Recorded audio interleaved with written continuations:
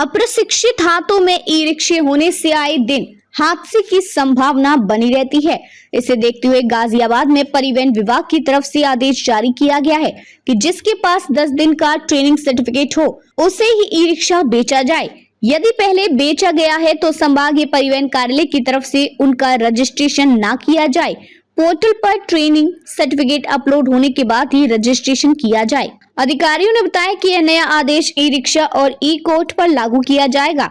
केंद्रीय मोटर यान नियमावली 1989 में यह संशोधन किया गया है कि ई रिक्शा और ई कोर्ट को चलाने वाले व्यक्ति के पास कम से कम 10 दिन का ट्रेनिंग सर्टिफिकेट होना चाहिए। अभी जिले में 22,367 ई रिक्शे और 4,659 ई कार्ड रजिस्टर्ड हैं। जिला प्रशासन और जनप्रतिनिधियों की ओर से लगातार की जा रही शिकायत के बाद यह नियम लागू किया गया है। शासन के आदेश के क्रम में संभागीय परिवहन कार्यालय की तरफ से सभी ई रिक्शा और ई कोर्ट के डीलरों को इस संबंध में नोटिस जारी किया गया है। कहा गया कि ई रिक्शा और ई कोर्ट की बिक्री के समय संबंधित व्यक्ति से ई रिक्शा व ई कोर्ट का 10 दिन का ट्रेनिंग सर्टिफिकेट अनिवार्य रूप से लिया जाए। रजिस्ट्रेशन के अन्य डॉक्यूमेंट के साथ ही ट्रेनिंग सर्टिफिकेट को भी वाहन पोर्टल पर अपलोड किया जाए। इससे रजिस्ट्रेशन नंबर जारी किए जाने में किसी प्रकार की दिक्कत न आए। शासन की तरफ से आरटीओ को निर्देश दिया गया है कि जब तक 10 दिन का ट्रेनिंग सर्टिफिकेट वाहन पोर्टल पर अपलोड नहीं होता है तब तक ऐसे सभी ई रिक्शा के लिए अस्थायी रजिस्ट्रेशन नंबर को जारी किया जाए। जब 10 दिन का ट्रेनिंग सर्टिफिकेट आ जाए तब इसका पंजीयन करते हुए परमानेंट रजिस्ट्रेशन नंबर जारी किया जाए।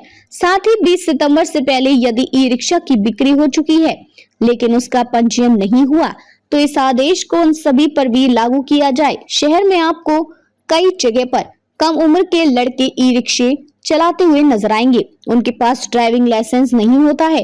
खास बात यह है कि इन पर कई बार ट्रैफिक पुलिस की तरफ से सख्त एक्शन भी नहीं लिया जाता है। इनकी वजह से हादसे की भी बहुत अधिक संभावना बनी रहती है। यह सर्टिफिकेट प्रदेश सरकार की तरफ से अधिकृत मोटर ट्रेनिंग स्कूल का होना चाहिए। इसके अलावा अन्य किसी जगह का ट्रेनिंग सर्टिफिकेट मान्य नहीं होगा। जिले में अभी शासन की तरफ से अधिकृत ही मोटर ट्रेनिंग सेंटर है। इस सेंटर में ई रिक्शा चालकों को ट्रेनिंग दिया जाना संभव नहीं हो पाएगा। अधिकारियों का कहना है कि इस संबंध में जल्द ही मेरठ मंडल उप परिवहन आयुक्त से मुलाकात करके कुछ समय और दिए जाने के बारे में बातचीत की जाएगी। नए मोटर ड्राइविंग ट्रेनिंग सेंटर के खुल जाने से काफी हद तक राहत मिल जाएगी। अक्टूबर में नए ड्राइविंग ट्रेनिंग सेंटर के खुलने की संभावना जताई जा रही है। एक व्यक्ति ट्रेनिंग सर्टिफिकेट लेने के बाद अपने नाम पर कई ई रिक्शे खरीद कर उसे किसी को भी चलाने के लिए दे सकता है। ऐसे में इस नियम का कोई मतलब नहीं रह जाता है। जब अधिकारियों से संबंध में बात की गई तो उनका कहना है कि इन्फोर्समेंट की कार्यवाही ऐसे मामले में सख्ती के साथ की जाएगी। यदि कोई प्रकरण सामने आता है तो उस ई रिक्शा को सीज कर दिया जाएगा जिससे वह भविष्य में उसे सड़क पर ना चला सके। सर, जिले में लगातार ऐसे मामले सामने देखने को मिलते हैं जिसमें ई रिक्शा की वजह से कई बार जाम की स्थिति बनती है तो कई बार हादसे होते हैं। ऐसे में पहल की जाने वाली है जिसमें जो ई रिक्शा चालक है उनको पहले ट्रेनिंग दी जाएगी, उसके बाद वो चला पाएंगे। क्या इसका रूपरेखा है और अब तक कहाँ तक योजना पहुँची? इस पे लगातार हमारा प्रवर्तन दल भी कार्रवाई करता रहता है।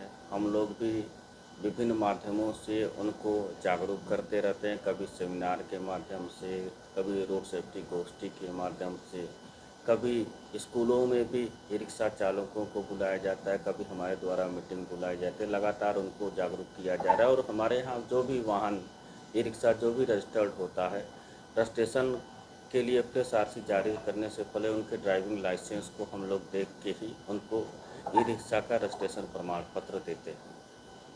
ई रिक्शा चालकों को ट्रेनिंग देने की कोई योजना पे आप काम कर रहे हैं, तो क्या ये योजना है और कब तक इसको लागू कर दिया जाएगा? केंद्रीय मोटर यान नियमावली 1989 में ई रिक्शा के चालकों को 10 दिन का प्रशिक्षण देने का नियम है।